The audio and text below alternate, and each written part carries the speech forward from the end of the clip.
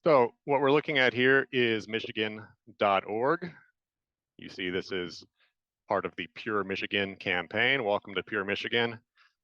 Take a look at the beautiful scenery, some nice cityscapes as well. And it becomes quite clear that what is being emphasized here is beautiful natural areas and outdoor recreation. What will your next escape be? I do not see metallic sulfide mining on the menu. So who is responsible for the Pure Michigan campaign? Go all the way down to the bottom here. We got the Michigan Economic Development Corporation. So these are the guys who have proposed the grant to Copperwood, which would be over on the western side of Porcupine Mountains Wilderness State Park.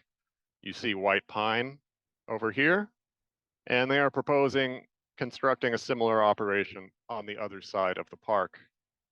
So a question to be raised is this really consistent with a Pure Michigan? This is the news article that came out on January 30th. Michigan Strategic Fund defers 50 million request. So the Michigan Strategic Fund are the ones who will be voting on this $50 million. But we see that it was the Michigan Economic Development Corporation who presented the project. So we can see the relationship here. The Michigan Strategic Fund is a part of the Michigan Economic Development Corporation. These are the Pure Michigan folks, but the Strategic Fund is voting on a proposal that was submitted to them by the MEDC. So these are the board members. These are the folks whose votes we are hoping to influence with our public comments. Take a look at who they are. There's some heavy hitters here. Department of Labor, Economic Competitiveness. These are not necessarily folks who are running, wilderness retreats and yoga studios. So that should influence the kind of arguments that we're going to be making for them. And there are 12 of them in total. So as we think about what arguments would be appealing to them, let's take a look at some recent news articles that show the way that the wind is blowing in the world of mining. Here's an article from last fall. Another worrisome inflation indicator, surging mining costs. So inflation has been a big deal these last few years. And we're seeing that, for example, this proposed $300 million lithium mine is now expected to cost $600 million, only 2 years later. This is costmine.com. This is a website specifically for the mining industry. Mining industry beware, inflation is eroding project economics rapidly. So we're given one capital number by a mining company, but that might actually skyrocket once inflation is taken into account, because that raises the price of all of the subcontractors, all of the materials necessary. We see even the largest mining company in the world, BHP, signals $5.7 billion of write-downs from nickel crash and dam failure fallout. This is from February 14th of this year. So down here we see announced one of the mining industry's biggest write-downs of nickel operations since prices of the battery metal started to slump last year, illustrating how producers don't expect a turnaround anytime soon as electric vehicle sales growth slows. So we have two factors here which are volatile. The price of metals. I believe in this case, there was a new nickel deposit discovered in Indonesia, or a nickel mine expanded operations, which caused the price to drop, combined with the volatility of alternative energy. So BHP is paying, writing down by 2.5 billion, in addition to paying 3.2 billion for a dam failure. And then we reach the paywall and can't continue. Here's a bit closer to home here in Marquette County. Cleveland Cliffs owes $50 million in taxes. So Cleveland Cliffs is the owner of the Empire Mine and Tilden Mine over in Marquette County. And we see that the amount of property taxes that remain unpaid by Cliffs has been covered by the taxpayers of Richmond, Tilden, Negaunee, but the townships are feeling the strain. So we're already seeing that mining companies are having financial hard times and they are unable to pay their taxes responsibly. Finally, this is the travel website Fodor's. They released their no list of 2024. These are destinations that they're recommending people do not travel to. And Lake Superior made the list of no travel. Why did Lake Superior make the list? Despite being the least polluted of all Great Lakes, the article makes the point that there have been multiple fish advisory warnings. In 2021, Wisconsin issued an advisory recommending against consuming more than one rainbow smelt during the spring. These are fish around the spiritual homeland of the Ojibwe in Wisconsin, and were found with elevated levels of PFAS, human-made forever chemicals linked to cancer, the result of mining and manufacturing. Michigan and Minnesota followed up with similar advisories. So we're already seeing environmental contamination contributing to recommendations not to travel to Lake Superior. Will the presence of a metallic sulfide mine in unprecedented proximity to Lake Superior help this? Probably not. All right, so we're gonna start our presentation here. And I'm gonna give an overview of Copperwood for people who may not be totally familiar with the mine, and then we're going to launch into how best we can organize ourselves. So just to jump ahead here. Again, the best way that we can defeat this grant proposal is by attending the Michigan Strategic Fund Board meeting, which is on Tuesday, February 27th at 10 a.m. Eastern Time. You can submit a comment in person or virtually at the meeting. Also, you can submit a written comment via email to this email address, or you can do both. So the website specifically states, a member of the public who submits written public comments via email is not precluded from also speaking during the public comment period of the meeting. So why not do both? Finally, you do not need to be a Michigan resident to participate, and there is the option to submit supporting materials. So throughout this presentation, be thinking about what sort of comment you might like to submit if you haven't already, and also what supporting materials you can provide. Because as you'll see, a lot can be learned from an image or a study that might take a lot longer to explain with words. All right. So this is Copperwood in relation to the indigenous tribes in the area. Remember the Fodor's article was mentioning risks to indigenous fishing resources. We have the Red Cliff Band here in Wisconsin. They have a very important fishery on the south shore of the peninsula there. We have Bad River, we have Keweenaw Bay. What I like about this map is it isn't clear where one state ends and another begins.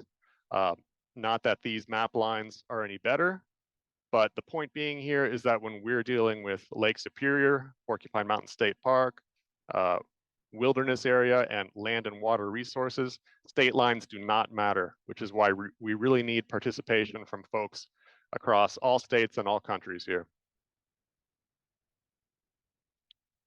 Here you see Copperwood in relation to Lake Superior, Porcupine Mountain State Park. We'll return to this map in a moment. These are photos from the Porkies, the largest mixed deciduous coniferous old growth forest in the Midwest on the shore of Lake Superior. Here's the Presque Isle River. And the Porkies were ranked as the most beautiful state park in the whole country. This was not just one person's opinion. This was a study which analyzed Yelp and TripAdvisor reviews. So the most beautiful state park in the country. Here it is. And here is Highland Copper's mineral deposit. That's the bright purple line here. We see how it overlaps with the dark green, which is Porcupine Mountain State Park. And we now know for a fact that they are planning on mining beneath Section 5 of state park property. That's where it would start, but if that precedent is set, it could lead to mining under other areas of state park property. There's a close-up on Section 5. You see This light green is state park. The DNR owns the surface rights, but they do not own the mineral rights. They do, however, have an active program where they try to obtain the mineral rights for all land administered by the DNR. So the state park would like to own these mineral rights, but they do not. The North Country Trail passes right through here. It's now recognized as a unit of the National Parks Service. It's the longest of all national hiking trails. You can see it by the bright green line. It would be 500 feet from the tailings disposal facility, stream locations. We've also got sewage lagoons, explosives plants, exhaust systems. Again, pure Michigan, right? So the risks to outdoor recreation, I'll go through them quickly. If you're interested in these points, revisit our December 2023 town hall. But an operating metallic sulfide mine would impose noise pollution, light pollution, subterranean blasting, nonstop heavy industrial traffic into the heart of this incredible outdoor recreation area. There would also be power grid expansion, temporary employee housing, road improvements, etc. This would lay the foundation for ongoing development long after the mine boards up shop, right in the buffer zone of mainland Michigan's largest designated wilderness area. Outdoor recreation contributed $12.36 billion in 2022, mining less than $1 billion. So which is the more substantial industry here that needs protection? Next, we have Lake Superior, 10% of the world's surface fresh water. Can I see that last point just real quick? I just wanted to take that one down, the 12.36 billion one. Yeah. Can you say what the source of that was again? If you type outdoor this is a source from the MEDC actually. So if you type 12.36 billion outdoor recreation Michigan in Google, a Michigan Economic Development Corporation website will pop up. Okay. Wow. Lake Superior, 10% of the world's surface fresh water. And this is Highland Copper's deposit that they're looking at. The average ore grade is 1.45%. So that means of the ore that is extracted, only 1.45% will be copper. However, over 2%, this dark red area, is the highest grade copper, and you see it's also closest to the lake shore. So for now, they plan to mine within 100 feet of the lake shore. However, this is from their feasibility report. This setback distance is more related to permitting, as mining beneath the lake is possible. So once they start mining here, permits may creep until mining beneath the lake is allowed. This is the mining infrastructure in relation to Lake Superior.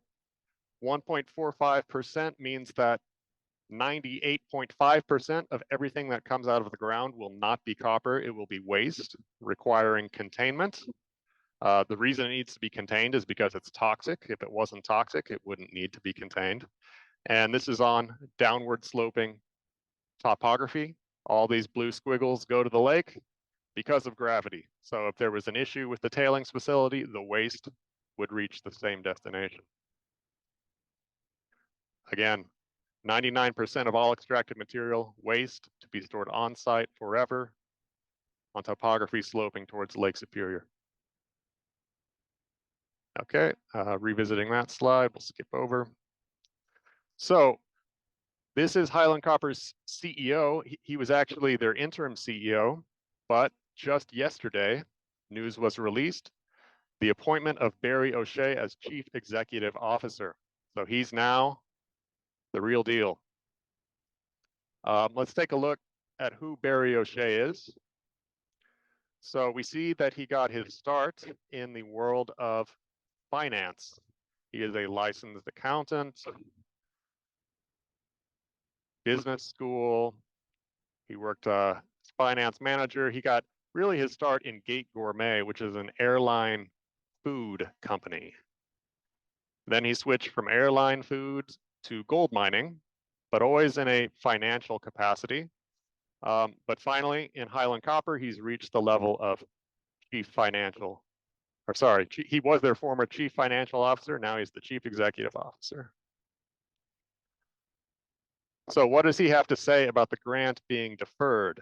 He says, we are advanced, but we don't have firm commitments. I can tell you with certainty that an award of this nature will move the needle significantly in terms of how our debt providers and equity investors look at our company. It's not only a large financial boost, it is a true endorsement. And that's really what we're talking about here is $50 million is a lot of money. It's actually more than the size of Highland Copper's company.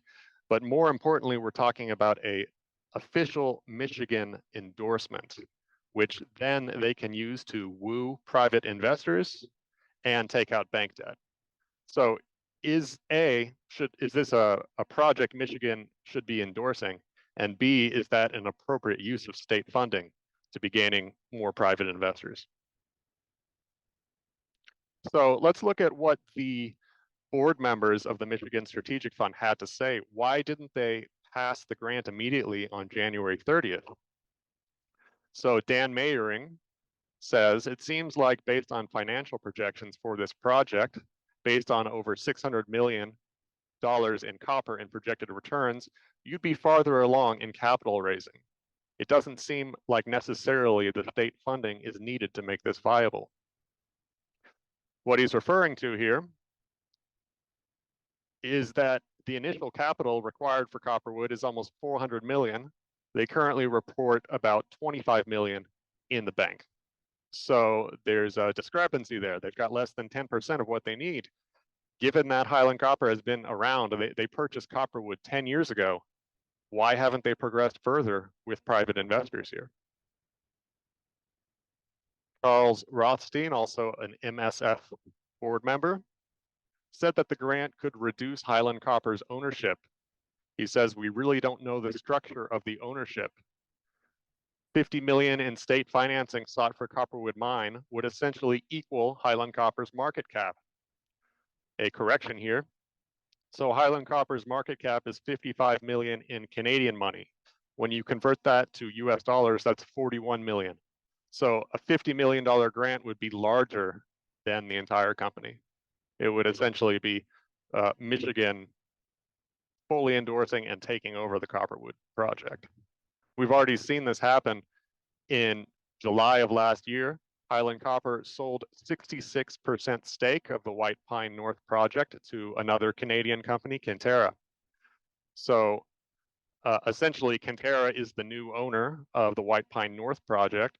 Some speculate that maybe Highland Copper wants to do the same thing with Copperwood. There's some uncertainty there. How can you invest 50 million in a company that may not even be in charge tomorrow? Looks like we've got a question from Kathleen Heidemann. Go ahead and unmute yourself, Kathleen. Hey, Tom, can you just clarify that last slide? Did you say that the market capitalization for Highland Copper is 41 million, or was that just for the project, the Copperwood project? So this is the number I get from multiple sources when you type Highland Copper market cap. For the full company, okay. For the full company, thank you. Yep, including White Pine North project and Thank you. Copperwood. Okay, we've got Leon Richardson, another board member. He expressed concerns over the boom and bust nature of this operation. If I'm not mistaken, this is just an 11-year project, and then at the end of 11 years, we're going to close that mine down. So a big investment for a short-term operation. Demetrius Hutcherson says, I'm struggling to support it. Welcome to the club, Demetrius. We don't have more information on why he's struggling to support it, but he's certainly got lots of good reasons. So as we can see, 4 out of 12 Strategic Fund board members have already expressed doubts, and those are just the opinions that were published. It could be that others are doubting as well. So I think our role in making comments should be to amplify existing doubts and also give them some new things to think about. The best way to do that, when we have an environmental concern, rather than just say, you know, this is bad for the wolves, this is bad for the water, this is bad for the land, We can frame it in terms of remediation costs, how much it's going to cost to clean that mess up. And we've got plenty of examples that we'll get to later on. In terms of outdoor recreation concerns, we can frame that in terms of not only how it will affect park visitors, but how it will affect the local economy. Emphasize risk and lack of social license. We'll return to these shortly.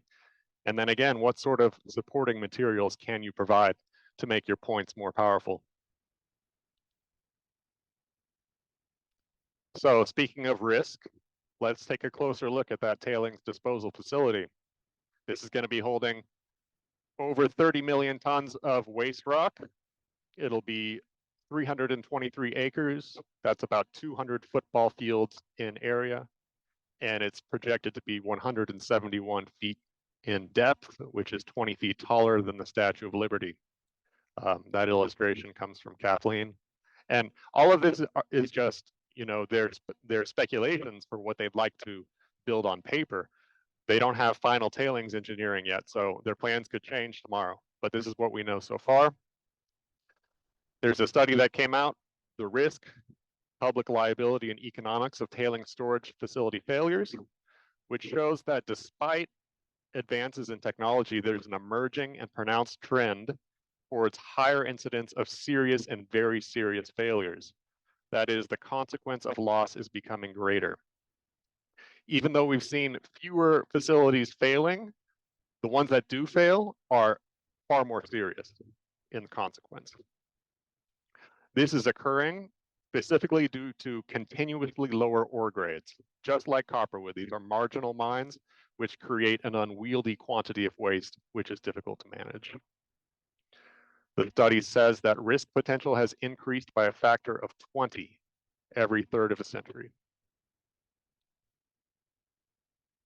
So what happens if a tailings dam isn't up to the task of storing that waste? This is a high profile burst that happened 2019 in Brazil. And as we'll see shortly, this was a dam which was following very strict regulations and had a lot of oversight. So let's take a look at an article that came out, I believe, yeah, just a couple days ago, February 21st, about this Brumadinho dam disaster. Just to give you a sense of the uncertainty and the chaotic factors involved in tailings facilities. The collapse caught many by surprise. It occurred without any warning, and 3 years after the mine had stopped dumping its tailings there. The dam had passed safety inspections and had been equipped with state-of-the-art monitoring equipment. An investigative committee set up to understand what caused the breach concluded that the accident was likely due to imperceptible deformations of the sediment making up the dam, a phenomenon known in the industry parlance as creep. But they were unable to describe the exact physical mechanism behind the idea. So there's a good quote here by the co-author of the study: "A dam is a live organism." So again, we're dealing with very chaotic factors here. Let's take a look at where the dam would be situated. They have already rerouted these streams at very unnatural angles. Streams typically have a meander, and over time they will seek to restore that meander. This is what the site looks like currently, and this is where the tailings disposal facility would be. We've got a couple additional concerns related to this point. So we see that the infrastructure of the Copperwood, this is from the 2018 public comments document, which you can find linked on our website. All of the mining infrastructure is based on a 100-year storm event. That means that because the mine is expected to last 11 years, here they say 13 years, they are designing with the idea that there won't be a storm out of normal that you could expect within a century or so. So they're planning for a 1 in 100-year storm event. Infrastructures based on more extreme criteria would enlarge the footprint of the project and are not found to be justified. So 1 in 100 years. However, In Gogebic County in 2016, there was a 1 in 1,000 year rainstorm event. Gogebic County is where Copperwood would be based. Look at the damage that occurred in a single day to the roads. And imagine if that kind of damage were to occur to a tailings disposal facility in unprecedented proximity to Lake Superior at the juncture of rerouted streams, which are swelling with spring snowmelt. And that's not the only example. In 2018, there was another 1 in 1,000 year storm event. This was in, well, it stretched from Ashland all the way through Keweenaw Peninsula. Again, that kind of rainfall had a 1 in 1,000 chance of happening in any given year, but scientists say climate change could make these events more likely. This is a report from the Association of State Dam Safety Officials conducted on Michigan's dam program. I believe we're looking for page 63 here. So they found that the dam safety program in Michigan is extremely understaffed to perform the mission of dam safety as mandated by legislation, rules, and best practices. So they're referring to water dams here, but it's the same. It's all part of EGLE, Michigan's regulatory agency, is unprepared to maintain water dams. What we know about tailings dams is that they are much more difficult to control and to maintain than water dams. So the failure rate of tailings dams is also significantly higher than that of water supply reservoir dams.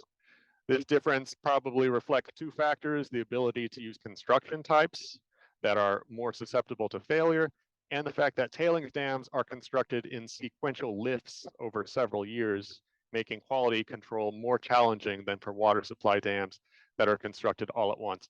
So if Michigan is not prepared to maintain water dams, then they are certainly not prepared to properly maintain tailings dams, which are more difficult and more disastrous when they burst. So a good use of $50 million rather than building new and highly precarious facilities could be to invest in how best to maintain the facilities that are already in place. And one way that we can frame this to the Michigan Strategic Fund is in terms of the amount of money that it costs when something goes wrong. So the video you saw earlier, the Brumadinho Dam in Brazil, that cost $15 billion in damages. In fact, it was so expensive that now we're seeing insurance companies are refusing to insure tailings facilities at the rates that they used to. After that dam collapse, there's been a double-digit jump in costs to insure US tailings dams.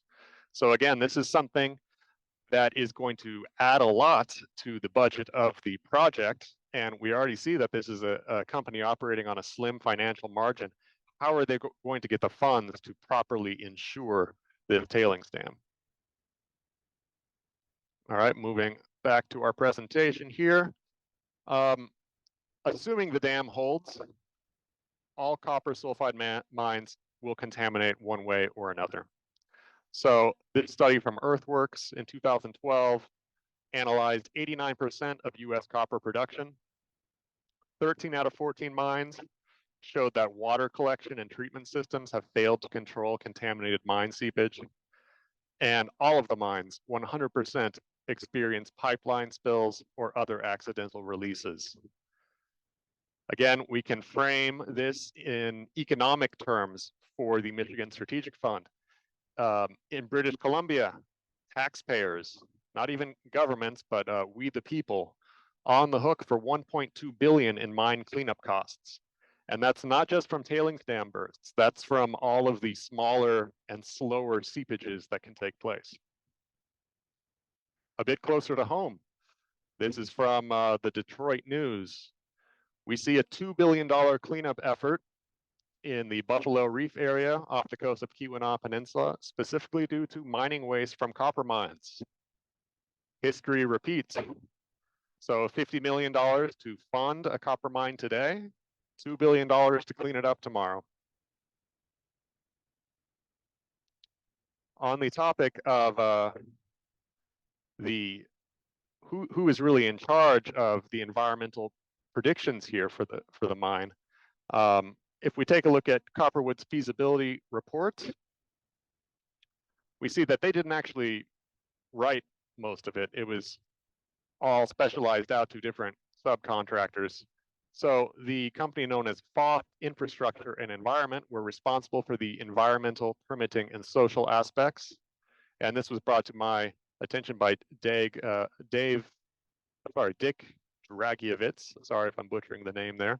So FOF is the one responsible here for environmental, permitting, and social aspects. What do we know about FOF from previous operations? This document shows the participation of FOF in the Flambeau mine in Wisconsin. And if we take a look at the numbers that FOF predicted for the contaminants from the Flambeau mine, they predicted this level of copper contamination, and the actual amount that was observed was 58% higher, 58 times higher than what was predicted. The same with iron, 47 times higher than what was predicted. Same with manganese, 76 times higher. Same with sulfate. So we already have a precedent for seeing that FOF doesn't necessarily get their predictions right. That same company, this is in regards to the Back 40 mine, testimony by representatives from Michigan's Water Resource Division factually contradicted testimony by a.k.a.'s representatives from FOF on wetlands issues. The representatives pointed out numerous times that a.k.a.'s representatives knew the answers that were needed to support the Back 40, so they created formulas and reports to support the desired results and ignore the facts. And the judge ruled in favor of this perspective. So this is FOF. These are the same guys who are participating in Copperwood. They already have 2 strikes against them in the upper Midwest. All right, so a few final points that we can emphasize, I think. First of all, Highland Copper is not a mining company. They've owned Copperwood for 10 years and they haven't produced an ounce of copper, yet somehow they've been able to pay the salaries of 4 CEOs, not to mention chief financial officers and other executives. How can you pay the salaries of all these people for 10 years and you haven't produced a single service or product? Well, this is how they do it. If you zoom in on any one of these areas, you see that the price goes up, the price goes down of their stock. And so all you got to do is buy low and sell high. And this is how you are able to make money without actually producing anything. So a lot of mining companies follow this pattern. They're junior mining companies, and they seek to cash in on having a larger partner come in and take over from them. So we can't necessarily be confident in any information that we're getting from Highland Copper, given that their specialty is not in mining, it's in finding ways to, make their operation last and be profitable, but they don't have any on-paper mining experience. They don't have a single mine to their name. Risk is an important word for investors, and there's a lot of risk here. Risk of disrupting a beloved outdoor recreation area, risk of soaring inflation, risk of metal price volatility, risk of slow uptake of alternative energy technologies, risk of contamination, risk of catastrophic tailings dam rupture, risk of massive environmental remediation costs, risk of political embarrassment, risk of the Michigan Strategic Fund being seen as responsible for all of it. Social license. Social license is the lifeblood of mining companies. That's how they gain investor confidence. Investors do not want to give money. Banks do not want to give loans. Governments do not want to give grants if they think there isn't community support. Highland Copper has been touting resolutions of support received from Bessemer City Council, Ironwood City Council, and others. I am certain that they made this pitch to the Michigan Strategic Fund as well. However, all of these resolutions came from unadvertised meetings, and these city councils consist of 5 or 6 members. Nobody knew about these meetings. They do not represent the views of the community. In fact, right now we have 33 participants in this Zoom meeting. I would guess that 33 is a larger number than all of the folks who voted on these resolutions of support. Meanwhile, our petition has now 12,000 signatures, which is quite a lot considering this is a project in a remote area where nobody lives within a 5-mile radius. If more people knew about what was being proposed, I think millions of Michiganders and millions of folks from around the country would not be supporting, they would be voicing very adamant opposition to Copperwood. So this is a point to stress. The Michigan Strategic Fund has been sorely misinformed regarding public support for the Copperwood mine. This is one of the most important statements that we can make in our comments. In summary, in a free market, Highland Copper may have the right to pursue Copperwood. The more relevant question is, should Michigan be using taxpayer dollars to help them? The state would be bailing out a failing foreign company's boom and bust operation, which in the heart of a beloved outdoor recreation area would extract the copper, ship it out of country, board up shop in 11 years, and leave behind a massive waste pile on topography sloping towards Lake Superior to be visible forever from Copper Peak, the North Country Trail, and the Lake of the Clouds overlook. Are Michiganders really cool with paying for this? Something tells me the answer to that is no. The main thing the state of Michigan would be subsidizing is waste. So we said 1.5% of the ore is copper. 1.5% of $50 million is 750,000. So 750,000 would pay for copper. The remaining 49 million would be paying for waste. And let's just take a look at the area here. And I want us to imagine how it will look like if Copperwood is developed.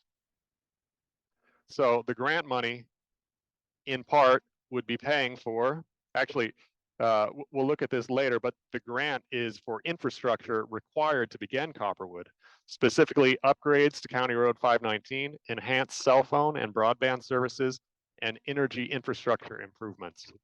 So what will this area look like? We already see a tailings facility over here. They want to put another one on the west side of the most beautiful state park in America.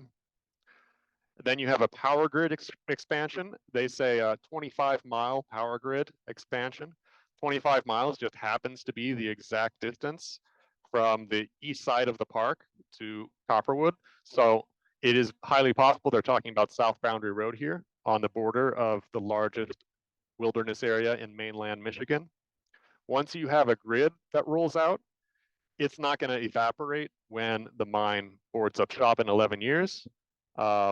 So first, they want to expand cell coverage. There's nobody that lives up here that needs cell coverage. The bears and the woodpeckers do not need cell coverage. People who come to the state park to hike, sometimes they complain about lack of cell coverage, but most people, they love it. You know, what better way to enjoy the outdoors than not being able to look at your Twitter or your Facebook? We talk about the risks of light pollution and sound pollution and traffic and blasting and how all of these things radiate beyond property lines. But potentially nothing would disrupt a person's outdoor experience more than cell coverage in this area. There's been talk of temporary employee housing. Developers are very excited. We don't know where that housing would go, but once the grid is rolled out, people will try to take advantage of it. And then those employees might want a bar to visit. They might need a gas station, get closer to home. They might need a supermarket. If this seems like a crazy scenario to you, just wherever you are, look out your window and see that this is the history of everywhere. Absolutely every city, every town, every developed area used to be wilderness, and now it's not. So we really need to draw a line around protecting the largest wilderness area in mainland Michigan, and wilderness areas require a large buffer zone in order to maintain their integrity. I think, sorry, question from Kathleen, go ahead. Hey, Tom, I just wanted to add, well, you had that great graphic up. You know, they're talking about the energy infrastructure improvement, and they often couch this as, you know, something that benefits the public that there are these kind of, you know, services along the way that will benefit the public. But, you know, if somebody's going to talk about the infrastructure aspect, it would be useful to say, by comparison with Eagle Mine, where they also added an enormous infrastructure, laid out a road, added energy out to the mine. There's no one has benefited from that on the Yellow Dog Plains. There is no connection to that energy yet. None of the electrical infrastructure is available to anyone other than the mine. Yeah, that's a great point. And that reminds me, let's take a look real quickly here. This is actually what was presented to the Michigan Strategic Fund. And you can find this linked on our website. This was what they received on January 30th. This was the proposal. If we take a look at the Copperwood section, we can see how it's a very rosy picture of what would be on the line here.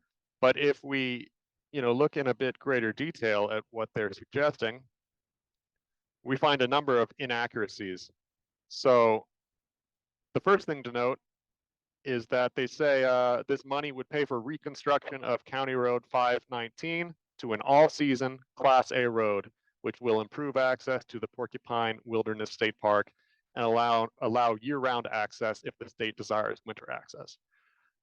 As somebody who lives on County Road 519, I can tell you it's already a year-round road. You can drive up and down at any time of year. It gets plowed at 5:30 in the morning, maybe sometimes 6:30 if it's taking a bit longer. It's already a year-round road. So they're trying to propose benefits that are already very much in place. Earlier, they also mistakenly call copper a critical mineral.